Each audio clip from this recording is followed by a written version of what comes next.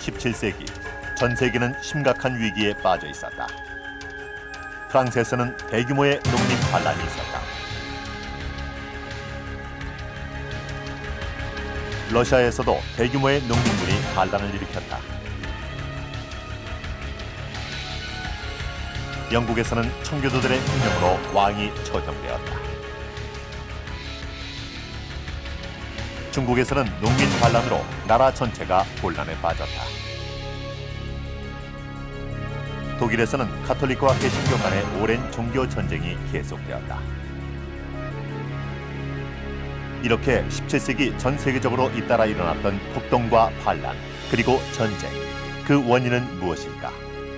그것은 바로 17세기 전 세계를 휩쓸었던 이상기후 때문이라는데.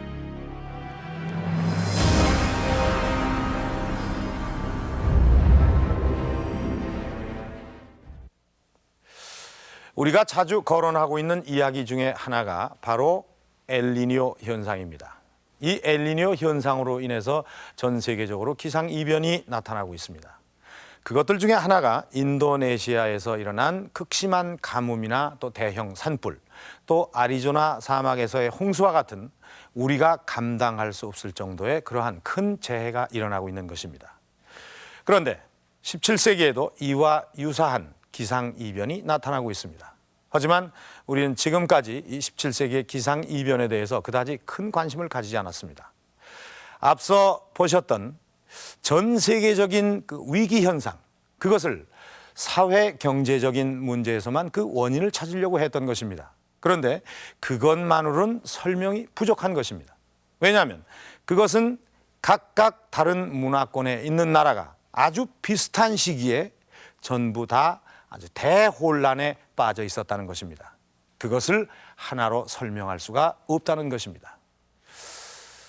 그런데 이 17세기의 위기는 소빙하기라는 세계적인 기상이변 때문이라는 새로운 견해가 나왔습니다. 그러면 실제 17세기의 전 세계를 휩쓸었던 이 기상이변은 무엇이었을까요?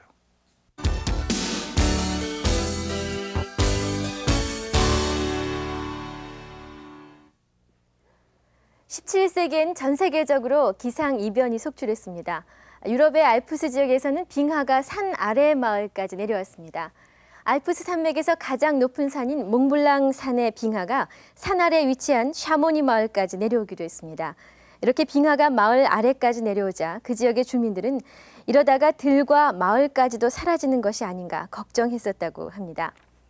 한편 영국에서는 템즈강이 얼어붙었습니다. 이것은 흔한 일이 아니었습니다.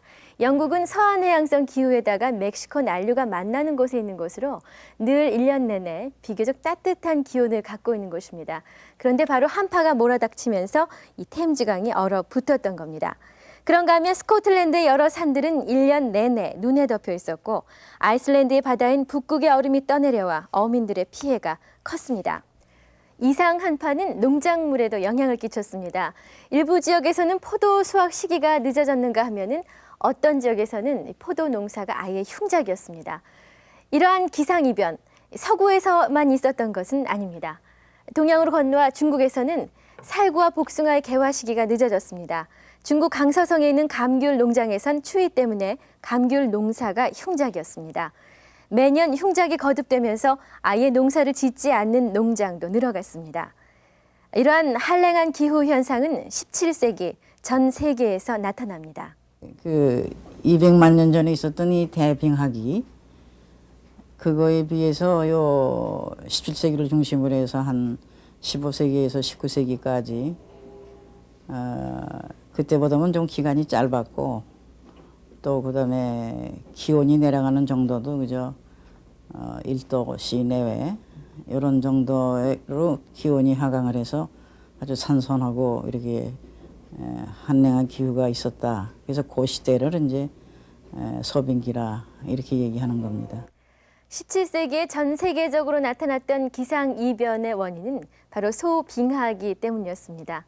글쎄요, 1도의 변화가 뭐 그리 대단한 것인가 의문을 가지실 수도 있겠습니다만 한 가지 예로 엘니뇨 현상 때문에 요즘 지구가 더워지고 있다고 합니다. 하지만 그 변화폭은 불과 0.5도입니다. 그런데도 세계 곳곳에 기상이변과 또 재해가 잇따르고 있습니다. 그러니까 1도의 변화, 1도가 떨어졌다는 것이 얼마나 큰 영향을 주는가 하는 점은 앞서 화면에서 보셨던 것처럼 농작물이나 일상생활에 큰 영향을 미쳤다는 것으로 알 수 있습니다. 그렇군요. 이 평균 기온이 1도 떨어지는 것이 우리에게 이렇게 큰 영향을 끼치는군요. 그렇다면은 17세기에 전 세계적으로 나타난 이 소빙하기 현상은 이 농작물에도 상당한 피해를 주었을 것 같습니다. 더군다나 인구의 대부분이 식량 생산에 의존하던 시대였기 때문에 그 영향력은 상당히 컸을 겁니다. 17세기 전 세계적인 위기에 또 하나의 중요한 요인으로 이 소빙하기의 기상이변을 이야기하는 것은 바로 이런 이유 때문입니다. 그렇다면 그 시대의 조선은 어땠을까요? 조선에도 이 한랭한 기후 현상이 나타났을까요? 400여 년 된 나무의 나이테를 통해서 그 시대의 17세기의 그 기후를 알 수 있다고 합니다. 나무의 나이테를 가지고 어떻게 지금으로부터 300~400년 전의 기후 상태를 알 수가 있을까요? 지금 제 옆에 있는 이 나무는 약 400년 정도 된 나무입니다. 이 나무를 가지고 17세기 조선의 기후를 복원해낼 수가 있다고 그러는데요. 어떻게 복원을 해낼 수 있는지, 그리고 또 실제 17세기 조선의 기후는 어떠했는지 알아보도록 하겠습니다. 선생님 안녕하세요. 안녕하세요. 이 나무를 가지고서는 그 17세기 조선의 기후를 알 수가 있다고 말씀을 드렸는데요. 어떻게 알 수 있을까요? 예, 나무는 수종에 따라서 기후의 영향을 많이 받습니다. 잣나무나 전나무 같은 경우는 기온의 영향을 많이 받고요. 소나무나 참나무 같은 경우는 강수량의 영향을 많이 받습니다. 특히 잣나무 같은 경우는 4월에 자라기 시작해서요. 한 8월까지 자랍니다. 따라서 4월부터 8월까지의 기온을 추정을 해낼 수가 있습니다.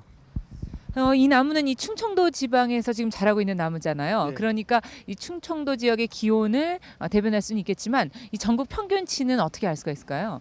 예, 전국 평균치를 알기 위해서는 많은 곳에서 많은 나무에 대한 시료를 채취를 해야 됩니다. 예를 들면 설악산, 지리산, 소백산과 같은 곳에서 많은 나무들을 채취를 해서 분석을 해야 되겠습니다.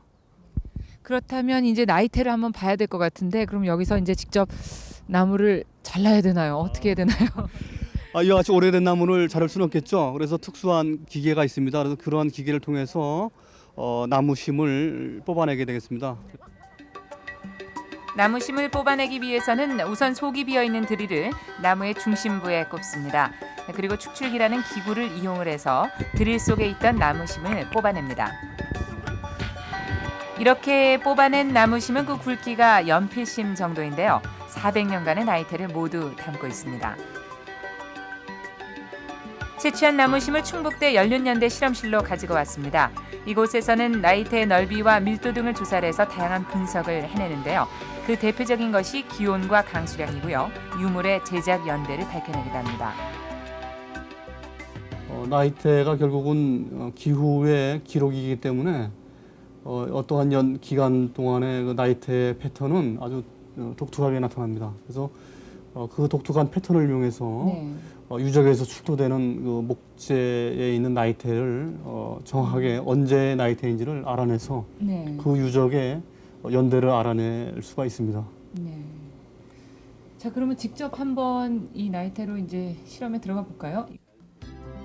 17세기 평균 기온을 알아내기 위해서 앞서 채취한 나이테와 함께 전국 각지의 나무를 분석해 보기로 했는데요. 우선 나무의 연륜을 확인하기 위해 나이테의 개수를 정확히 셉니다. 예, 측정을 일단 나이테의 넓이를 측정을 하겠습니다. 이번엔 400년간의 나이테의 간격을 0.01mm까지 자세히 측정해서 컴퓨터에 입력합니다. 그리고 나이테의 간격에 따라 기온을 추정하게 되는데요. 그 기준으로 삼는 것이 현재의 나이테의 넓이입니다. 현재의 나이테의 간격과 온도의 관계를 분석하면 300~400년 전의 나이테로 기온을 분석해낼 수 있는 거죠. 이제 결과가 나온 것 같은데요. 설명을 좀 해주시죠. 예, 이것이 지난 과거 400년간 4월부터 8월간의 평균 기온을 나이테로부터 복원한 것입니다. 네. 1600 1720년부터 1720년까지의 기온이 매우 낮았다는 것을 알 수 있습니다. 네, 기온이 얼마나 낮은 거죠? 네, 또 예. 차이가 나나요? 400년간 평균 기온이 19.5도였고요. 이때 기온이 18.2도니까 약 네. 한 1.3도가 낮았다는 것을 나타내주고 있죠. 네, 1.3도가 낮다. 이것은 뭘 의미하는 걸까요? 특히 그 농작물의 그 생육에 많은 네. 영향을 줬을 거라고 생각이 되고, 특히 그 결실기에 저온은 농작물 생장량에 저하를 가져왔을 것으로 생각이 됩니다. 네, 오늘 수고하셨습니다. 이렇게 오늘 실험을 통해서 나이테를 통해서 그 17세기 4월부터 8월까지 평균 기온을 알아봤는데요. 17세기의 기온이 다른 시기에 비해서 더 낮았던 것을 확인할 수가 있었습니다. 네, 나이테를 분석해 본 결과 조선의 평균 기온이 다른 시대보다 1.3도가 낮았습니다. 이 실험 결과를 통해서 조선에도 소빙하기가 있었다는 사실을 추정해 볼 수가 있었습니다. 그럼 당시 조선에는 어떤 기상이변이 있었던 것일까요? 우선 17세기 조선의 상황을 살펴보도록 하겠습니다. 그것은 선조 후반부터 숙종 때까지입니다. 이 시기는 임진왜란이 끝난 직후로서 전 국토가 황폐화돼 있던 그런 시대였습니다. 그리고 얼마 되지 않아서 병자호란을 겪었고 또 삼전도에 굴욕을 당했으며 예송 논쟁으로 남인과 서인 간의 그 당쟁이 치열해지던 그런 시대였습니다. 이러한 사건들이 17세기 조선을 대표하는 몇 가지 사건들이었습니다. 그러나 우리는 그 당시에 있었던 기상이변이나 자연재해에 관해서는 잘 들어보지 못했던 것 같습니다. 실제 17세기 조선의 그 기후는 어떠했을까요? 또 그로 인한 재해는 어느 정도로 심각했던 것일까요? 실록을 바탕으로 17세기 조선에서 있었던 기상이변이나 그 피해 상황을 재구성해 봤습니다.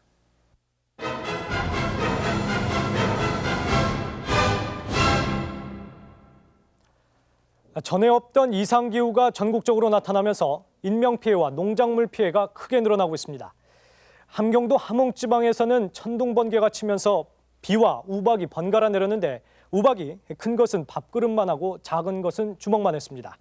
이번에 큰 우박으로 온갖 곡식과 초목이 부러지고 탐스럽게 익어가던 과일도 떨어졌으며 12살 된 아이가 우박에 맞아 숨지고 무수한 까마귀와 꿩, 까치, 비둘기들도 맞아 죽었습니다. 그런가 하면 함경도 단천 지역엔 연일 서리가 내려서 마치 눈이 온 것 같았습니다. 함경도 갑산 지역에서는 실제로 때 아닌 눈이 내렸고 냇물이 모두 얼었습니다. 8월에 얼음이 얼고 눈이 내린 것은 전에 없던 일입니다. 이러한 이상기후가 잇따르면서 농작물 피해가 심해지자 함경도 지역 농민들의 통곡 소리가 끊이질 않고 있다고 감사가 보고했습니다. 한편 전라도 화순에서는 큰 바람이 불어서 소나무 수백 그루가 부러지고 9살 난 아이가 바람에 날렸다가 떨어져 숨졌습니다. 노인들은 이 바람을 보고 전에 없던 악풍이라고 했습니다.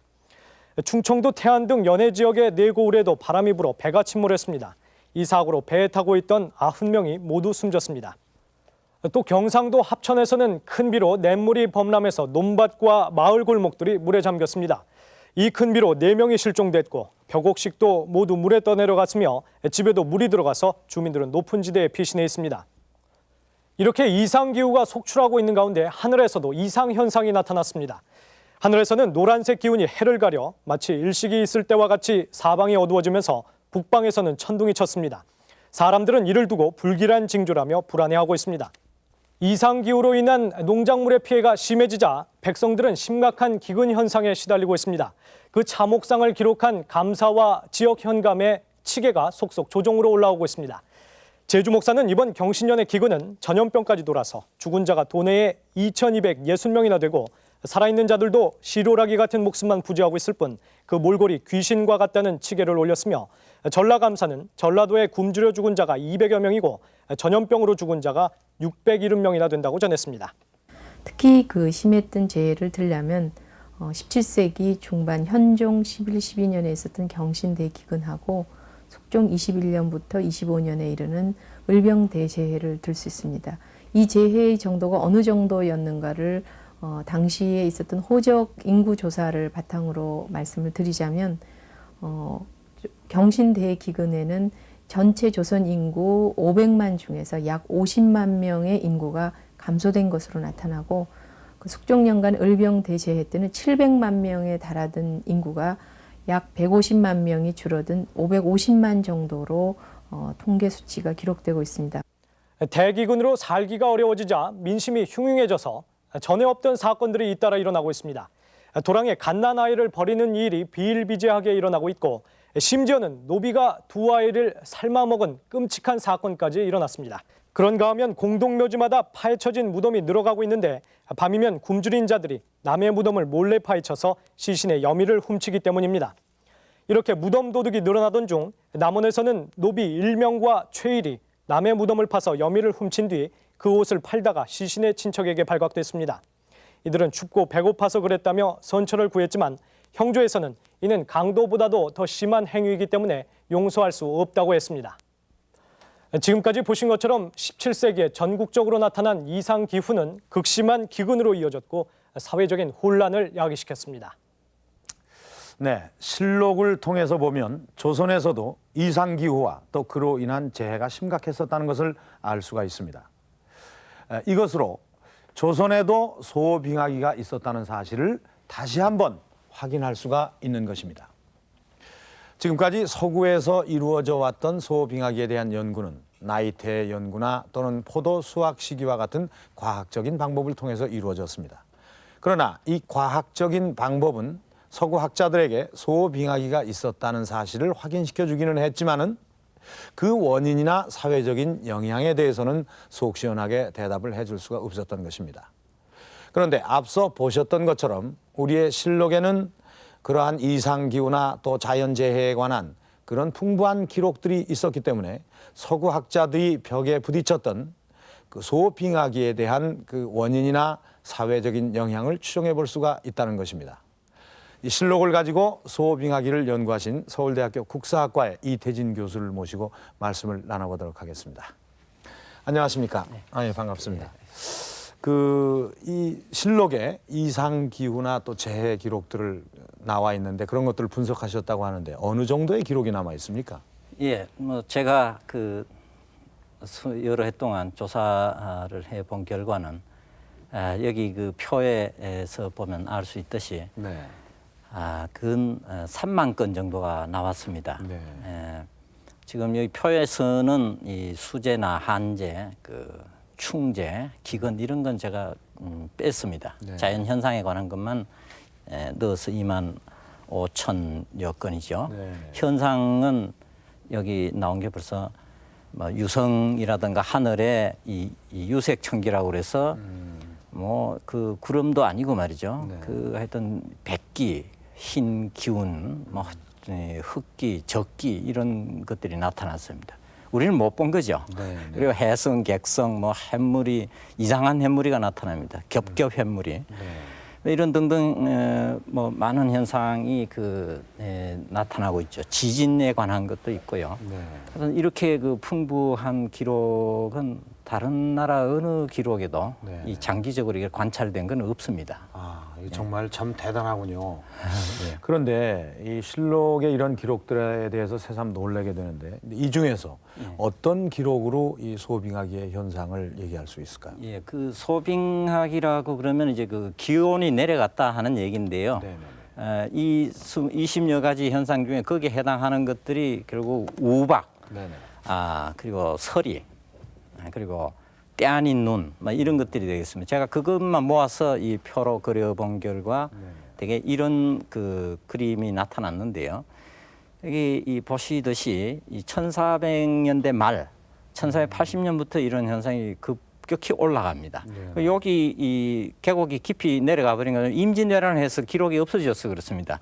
그러니까 본래는 이런 산이 되겠죠. 이런 큰 산이 그려지는데 이 때 아닌 눈은 말이죠.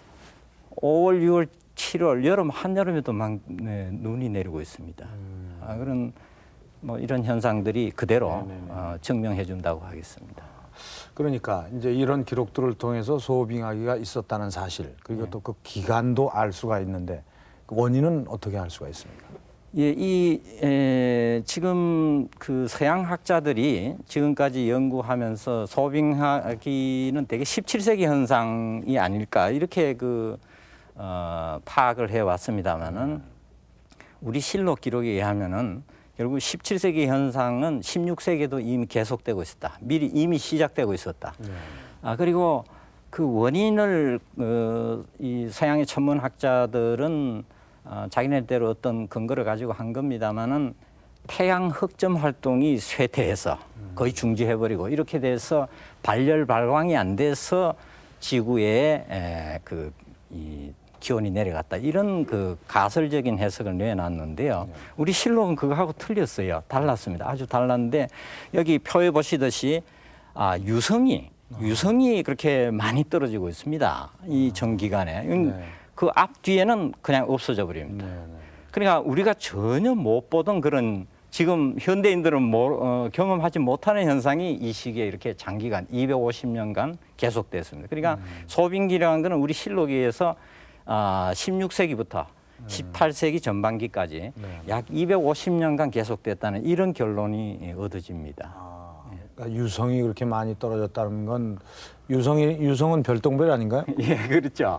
그건 제일 작은 거고. 네. 사실 우리 실록의 그 기록은 그냥 슈팅 스타라고 슉 지나가는 네, 그거는 기록되지 않았습니다. 네. 상당한 크기로 그리고 또 소리를 내고 날아가면서 꼬리를 달고 있는 그런 유성들입니다. 그러니까 이건 크기가 지금 오늘날 만약 그런 게 나타나 가지고 휙휙 날아간다고 그러면 상당히 그 많은 공포감을 줄 수 있는 그런 종류의 유성들이 그렇게 떨어졌습니다. 그리고 이 유성이 지금 기후에 미치는 영향을 설명하는 데는 제가 그 천체 물리학 하는 분의 도움을 받아서 이 설명 체계를 세울 수 있었습니다만은 소위 한 1980년에 나온 학설로 미국의 그 노벨 수상자인 물리학 수상자인 루이 알바레즈라는 분의 학설, 공룡 소멸설로 많이 알려져 있죠. 6,500만 년 전에 지구에 거대한 운석이 떨어지면서 그것이 거기에서 발생한 분진이 지구 태양을 완전히 가립니다. 그래서 급냉 현상이 일어나서 수년간 그렇게 계속되는 속에 이 초목들이 다 죽습니다. 그래서 그냥 초식 동물로서 공룡이 먹을 게 없어서 추위에도 못 견뎠지만 그냥 그대로 죽었다 이런 학설이 나오는데요. 그 학설에서 얘기하는 현상들이 그런 거대 운석은 아니지만은 그보다는 훨씬 적은 운석들이지만은 다량의 운석이 장기적으로 우리 실록에 여기 기록된 거 한 3,000여 건이 됩니다. 거의 여기에 이 250년간 집중적으로 되어 있는데 500년 중에 250년간에 90%가 이 기간에 있습니다. 그래서 결국은 규모는 그 사이즈는 적지만 장기적으로 다량이 떨어지면서 분진이 이 대기 중에서 타고 폭발하고 이러면서 쌓이면서 역시 이 태양의 일사를 차단해서 결국은 지구의 기온을 떨어뜨렸다 하는 이런 그 해석이 성립합니다. 그러니까 이 실록에 기록되어 있는 그런 것들로 이 소빙하기에 대한 어떤 의문을 풀 수 있는 건가요? 이건 아주 중요한 기록입니다. 그 서양 학자들은 이런 장기적인 관찰 기록이 없기 때문에 원인 설명을 정확히 못했습니다. 현상의 모습도 잘 파악을 못했고 기온이 내려갔다 하는 것만 알았죠. 그런데 우리 실록이 그 처음부터 끝까지 전 그 시인을 광경을 다 설명할 수 있게 그렇게 기록돼 있습니다. 네. 정말 이 실록의 가치를 다시 한번 느끼게 되네요. 알겠습니다. 오늘 말씀 정말 감사합니다. 고맙습니다. 지금으로부터 300~400년 전에 있었던 것으로 추정되는 소빙하기의 기간과 원인을 분석해 볼 수 있는 것은 그 기후에 대한 많은 기록을 가지고 있는 실록이 있었기에 가능한 일인 것 같습니다. 그런데 여기서 한 가지 궁금한 것은 그 시대에 어떻게 이렇게 많은 기록들을 빠짐없이 관찰해서 실록에 실을 수 있었을까요? 지금의 기상대와 천문대에 해당하는 기관으로 조선시대엔 관상감이 있었다. 이곳엔 영의정을 총책임자로 해서 34명의 전문 지식을 갖춘 관원이 있었으며 비상시엔 임시직을 뽑아서 운영했다. 이들은 낮에는 물론이고 밤에도 5명의 관원이 남아 천문과 기상을 관측했다. 이렇게 24시간 내내 관측한 것을 하나도 빠짐없이 기록해 놓았다. 당시 관상감에서 작성했던 서운관지를 보면 시해성 객성과 같은 하늘의 현상과 기상 현상을 꼼꼼히 기록해 놓고 있다. 그럼 지방에선 어떻게 관측하고 기록했을까? 중앙에서는 주로 관상감에서 그 기록들을 관리를 했습니다. 하지만 지방의 경우에도 중앙에서 취재라는 간단한 시험을 통해서 파견된 관리가 있어서 그 지방에서 일어나는 모든 천문 관계 기록들을 정리를 하고 그런 기록들을 수령이나 또는 관찰사에게 보고를 했던 것으로 보입니다. 그리고 수령이나 관찰사는 그 기록들을 빠짐없이 중앙에 보고를 했고 만약에 그런 기록들이 누락될 경우 상당한 문책을 받는 등 굉장히 엄중하게 관리가 되고 있던 것을 볼 수가 있습니다. 이러한 관측과 기록을 가능하게 했던 것은 뛰어난 천문 관측 기구였다. 창경궁엔 지금도 관천대가 남아있는데 이 관천대 위에 간이라는 천문 관측 기구를 올려놓고 별의 움직임을 살폈다. 당시 이 관측 기구를 이용해 1463개의 별의 이름과 위치를 확인할 수 있었다. 규표는 정오의 해그림자를 이용해 1년의 길이를 측정하던 기구다. 이는 태양의 움직임에 따라 정오의 해그림자 길이가 달라진다는 이치를 이용해서 만든 것이다. 별시계는 별의 위치를 이용해서 시각을 알 수 있는 것이다. 이렇게 각종 천체 관측 기구를 이용해서 관상감에서는 별의 움직임을 관찰하고 일식과 월식을 예보했다. 또한 1년과 한 달의 정확한 날짜와 24절기도 알 수 있었다. 이외에 관상감에서는 기상에 대한 관측도 했는데 그 기구로는 풍기대가 있다. 대나무 끝에 세모꼴 깃발을 달아서 그것이 부는 방향과 강도에 따라 바람의 방향과 세기를 관측했다. 전국 각지에 치구기와 수표를 설치해서 강우량을 측정했다. 이러한 강우량 기록은 현재 1770년대부터 남아있다. 227년간의 서울의 강우량 기록이 수치적으로 정확히 남아있는 것이다. 이는 세계적으로 유례가 없는 것으로 지금도 교량을 설계할 때 이용되고 있다. 이 관상감의 관리 체계나 또 뛰어난 관측 기구들을 통해 우리는 조선이 얼마나 천문과 기상 관측에 심혈을 기울여 왔는지 알 수가 있었습니다. 그리고 그것은 이 직무를 소홀히 하는 이 관상감 관리나 지방 현감들을 엄격히 처벌하는 것에서도 알 수가 있었습니다. 정세진 씨, 네. 이 관련된 사례들이 있죠. 예. 이 관측을 틀리게 하거나 또는 직무에 소홀한 관상감 관원들을 엄격히 처벌하는 사례들은 실록에 아주 쉽게 볼 수가 있는데요. 우선 현종 6년 2월 20일의 기록을 보면 해성의 출현을 알리지 않았다고 해서 관상감 관원이 곤장을 맞았고요. 세종 4년 1월엔 일시 계보를 15분 앞당겨서 했던 관상관 관원 이천봉이 또 곤장을 맞았습니다.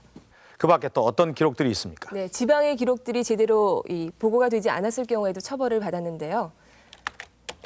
현종 10년 9월 9일 기록에는 지진을 보고하지 않은 광양 현감을 파직해야 한다는 논의가 나와 있습니다. 네, 지진을 보고하지 않았다고 해서 파직까지 논의하게 되는 거군요. 이렇게 엄격하게 관측을 하고 또 보고를 하도록 했기 때문에 지금 우리 실록에는 그 천재지변에 관한 많은 기록들이 남아있게 된 겁니다. 또 그리고 17세기 조선에서 있은 기상 이변과 그 원인도 추정해 볼 수가 있는 것입니다. 사실 이 과학기술이 발달된 지금도 이 천재라고 불리우는 자연재해는 막아내질 못하고 있습니다. 그렇다면 그 시대에 소빙하기의 그 기상 이변과 그 대재해를 어떻게 받아들이고 대처를 했을까요? 서양과 조선의 대처 방법은 아주 달랐습니다. 이상기후와 그로 인한 사회 혼란이 극심했던 17세기. 유럽에서는 마녀 사냥이 극에 달했다. 마녀란 약재를 다루거나 예언을 하는 사람들이다. 당시 유럽의 위정자들은 악마의 사주를 받은 마녀들이 하늘의 이상 현상을 만들어내고 비를 내리게 하며 농작물을 말라 죽게 한다고 믿었다. 이렇게 유럽에서는 자연재해의 책임을 마녀에게 물었으며 그로 인해 희생된 마녀는 50만이 넘었다. 많은 사람들이 고문으로 죽어가고 대부분 산채로 화형을 당하게 되죠. 근데 그러한 현상이 우리가 흔히 알고 있는 과학혁명의 시대라고 하는 17세기에 가장 많이 일어났다는 거죠. 그러니까 도대체 왜 17세기에 이렇게 마녀산이 극성했는가 하는 것에 대해서 학자들이 많이 연구를 했거든요. 그 중에 하나가 17세기에 갑자기 기온이 떨어져서 농작물이 생산이 잘 안 되고 그로 인해서 역병이 돌고 또 그때 유달리 정치적으로 혼란해서 전쟁이 많이 일어났다는 얘기입니다. 이러한 사회적 혼란기에 그 혼란의 책임을 어디 다른 곳에서 찾을 수 없는 당시 엘리트들이 마녀라는 억압 집단을 하나 설정해 놓고 그들을 억압함으로써 어떤 사회 질서의 복귀를 꾀한 게 아닌가 그렇게 해석을 하고 있죠. 그럼 같은 시기 조선에서는 어떻게 대처했을까? 경신 대기근이 극심했을 때 현종은 다음과 같은 내용의 교서를 내린다. 요즘 가뭄과 홍수의 피해가 거의 없는 해가 없다. 이는 하늘이 나의 잘못을 깨우쳐 주려고 함이니 이에 반성하는 마음으로 새롭게 정사에 임하겠노라. 대신들도 마찬가지였다. 영의정을 비롯한 삼정승은 이번 재해는 자신들의 부덕에 소치라며 사직서를 냈다.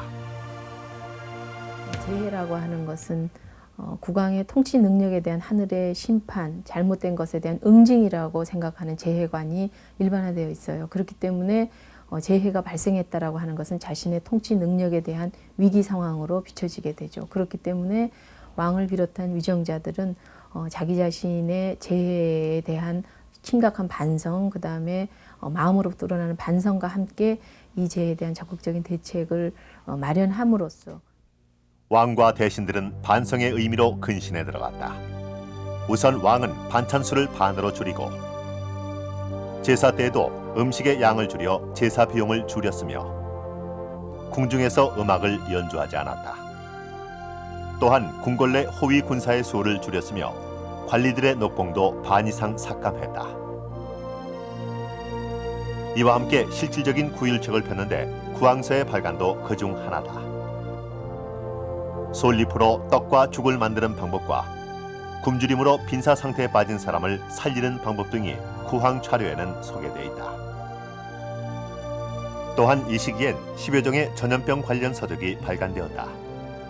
당시 대기근으로 전염병이 만연하자 그에 대한 처방법을 소개한 것이다. 이러한 실질적인 대책과 함께 조정에선 예를 강조했다. 예를 지켜야 재앙을 막을 수 있다고 믿은 것이다. 국가적으로 어려웠던 이 시기에 각종 예학 관련 서적이 출간되는 것도 이러한 이유에서다.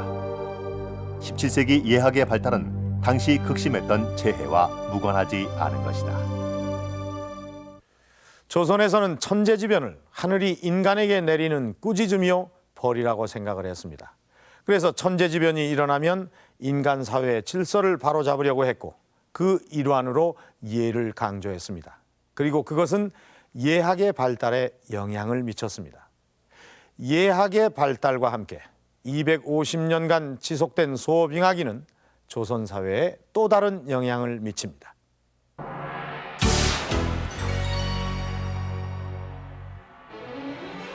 (17세기) 이상 한파로 인해 궁궐에서는 온돌 사용이 늘어났다. 인조 8년 1월의 기록을 보면 선조 때보다 온돌이 늘어나 땔감 수요가 늘었는데 구하기가 어렵다는 내용이 남아있다. 17세기 초부터 온돌 보급이 확대되었음을 알 수 있다. 온돌은 민간에도 확산되었던 것으로 보인다. 조선 전기엔 마루가 넓은 집 구조에서 후기엔 난방의 필요에 따라 마루가 좁고 방이 넓은 구조로 바뀌게 된다. 온돌 보급은 땔감의 사용량을 증가시켰다. 17세기 이후 도성 근방의 산이 민둥산이 되어 땔감을 구하기 어렵다는 기록과 그로 인해 비가 오면 하천이 자주 범람했다는 기록이 보인다. 이렇게 비 피해가 자주 발생하자 영조 36년엔 당시로선 대규모의 청계천 준설 공사를 실시한다.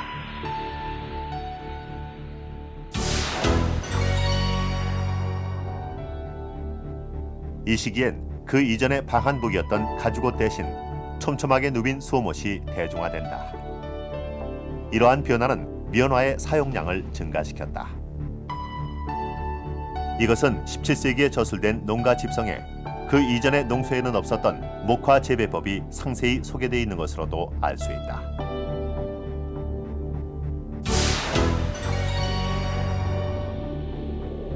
(17세기) 대기근이 극심하던 때 국가적인 우선 과제는 기민을 구제하는 것이었다. 조선시대엔 호조 아래 진휼청이 있어서 그곳에서 구호품과 구호기금을 기민들에게 나누어 주었다. 하지만 이것만으로 17세기 대기근을 해결하기엔 턱없이 부족했다. 그래서 국가는 구호기금을 마련하기 위한 방법으로 공명첩을 대량으로 발행했다. 공명첩은 부호들로부터 쌀을 거둬들이는 대신 국가에서 내리는 명예직 임명장이었다. 임진왜란 때 비상군량미를 확보하기 위해서 공명첩 발매가 상당히 성행했고요. 그다음에 17세기 이후 그 긴급 대재해 시 구호기금을 만들기 위해서 공명첩을 발매하는 것이 의례적인 진율 자금 조달 방법으로 관례화되어 가고 이게 남발되게 되었습니다. 그러다 보니까 결국 그 엄격한 신분제를 유지하던 신분제 사회에서 국가 스스로가 신분제를 무너뜨리는 한 그 계기를 마련하게 된 것이라고도 볼 수 있죠. 소빙하기로 설명되는 이상 기후는 조선 사회에 크고 작은 영향을 미쳤습니다. 그리고 세계적인 위기를 초래하는 제3의 요인이 되기도 했습니다. 그만큼 기후라는 것이 그 사회의 정치, 경제, 그리고 더 나아가서는 역사와도 무관하지 않은 것입니다. 지금에 와서 역사학계에서 이 소빙하기에 관심을 갖고 연구를 하는 것은 바로 그런 이유 때문인 것입니다. 또 그런 연구를 가능케 하는 것이 바로 우리의 실록인 것입니다. 그런데 한 가지 더 흥미로운 것은 소빙하기의 연구에만 우리 실록이 쓰이고 있는 것이 아닙니다. 그것은 기상이변이나 또는 자연재해에 관한 예측을 하는데도 쓰이고 있는 것입니다. 그 중에 하나가 바로 지진입니다. 1905년 우리나라에 지진계가 들어온 이래 모든 지진에 대한 진도와 진앙지 파악이 가능해졌습니다. 그런데 이런 장비가 없었던 조선시대에도 아주 많은 양의 지진 기록이 그것도 아주 상세하게 남아있는데요. 그럼 이런 조선시대의 기록으로도 현대적인 개념의 진도와 진앙지 파악이 가능할까요? 많은 지진 기록 중에서 비교적 피해가 컸던 두 가지 사례를 뽑아봤습니다. 우선 인조 21년 4월 경상도 진주에서 물마른 샘에 흙탕물이 솟구쳐 나오고 땅이 30m가량이 갈라졌다는 지진 기록이 있고요. 현종 10년엔 평양에서 집이 심하게 흔들리는 지진이 발생했다는 기록이 있습니다. 이 두 가지 기록을 가지고 전문가를 찾아가 봤습니다. 문장 한번 읽어보시고 진도는 어떻고 진앙지는 어떻게 되는지 좀 설명해 주시죠. 이 경우는 이제 진주에서 가장 그 피해가 있다고 보기 때문에 진앙은 우선 진주로 볼 수가 있습니다. 네. 다음에 이제 흙탕물이 솟구쳐 나오는 현상은 수정 머켈리 진도 8에 해당이 되고 관문 앞길에 땅이 10장 갈라진 현상은 9에 해당이 되기 때문에 이 경우는 이제 8에서 9 정도가 되겠는데 9로 보는 것이 좀 합리적입니다. 같이 또 봐주세요. 사례인은 이 진앙은 평양으로 우리가 봐야 되겠고요. 그다음에 큰 천둥이 치는 소리는 대개 수정 머클리 진도 4 이상이면 되고 집이 많이 흔들렸지만은 파손은 안 돼 있기 때문에 이 경우는 아마 수정 머클리 진도 5로 보면 될 겁니다. 비교적 지진이 심각했음을 알 수가 있는데요. 조선시대 전 기간의 지진 발생 횟수는 총 1197회로 1년에 평균 4회가 발생했습니다. 그리고 1562년 한 해에는 112회가 발생하기도 했습니다. 지금과 비교하면 매우 많은 수치인데요. 그럼 조선시대 발생했던 지진 중에 가장 컸던 기록은 어느 것이었을까요? 제가 생각하기에는 1643년 7월에 울산 근처에서 발생한 지진인데 이 지진 때문에 울산부 근처에 땅이 크게 갈라지고 또 울산에서 멀리 떨어진 안동이라든가 경상도, 영덕, 김해 이런 등지의 그 봉화대 그 성 각휘가 무너졌습니다. 그리고 또 서울과 전라도까지 크게 감지가 되어 있기 때문에 제가 평가하기에는 수정 머클리 진도 10으로 보고요. 이 규모는 대략 우리가 1978년에 발생한 홍성 지진, 그 당시 건물에 파손을 주어서 대략 한 그 4억 원 정도의 피해를 줬는데 이 홍성 지진의 수십 배. 이러한 기록에 남겨진 역사 지진을 분석해보면 우리나라도 지진의 안전지대가 아니라는 것을 알 수가 있습니다. 그 지역별 분포도를 보면 특히 경상도 일대에 지진이 많이 발생했습니다. 그런데 걱정스러운 것은 이곳에 원자력 발전소가 집중돼 있다는 것입니다. 이 조선시대 지진이 많이 발생한 지역을 보니까 주로 경상도 지역이 많던데요. 지금 이곳에 원자력 발전소가 설치가 되어 있지 않습니까? 안전에는 문제가 없는 건가요? 네, 물론 안전에 문제가 없습니다. 그런 역사 지진 플러스 계기 지진을 총망라해서 내진 설계 반영 시 최대 잠재 지진의 여유도를 대해서 설계에 반영을 했기 때문에 원전 안전성에는 전혀 문제가 없습니다. 실제 원자력 발전소 건립 당시 작성된 부지 보고서를 보면 조선시대 지진 기록을 사례별로 분석해 놓았습니다. 그리고 그 자료를 근거로 해서 이 지역에서 발생 가능한 최고 진도의 지진을 산출해낸 뒤에 거기에 맞게 내진 설계를 했다고 합니다. 이렇게 실록에 기록된 지진 기록은 단지 기록으로만 남아있지는 않습니다. 현재 우리의 안전과 직결된 아주 중요한 자료로 활용이 되고 있는데요. 그것은 그만큼 실록이 지진에 대한 풍부하고 충실한 기록을 남기고 있기 때문입니다. 네, 이 지진 기록은 오늘날 원자력 발전소의 내진 설계에 아주 중요한 근거 자료로 활용이 되고 있습니다. 그리고 우리나라 건축법상 6층 이상의 건물이나 병원과 같은 중요한 건물에는 내진 설계를 하도록 되어 있는데 그 설계 기준 역시 이 조선 왕조실록을 비롯한 고문헌을 근거로 하고 있는 것입니다.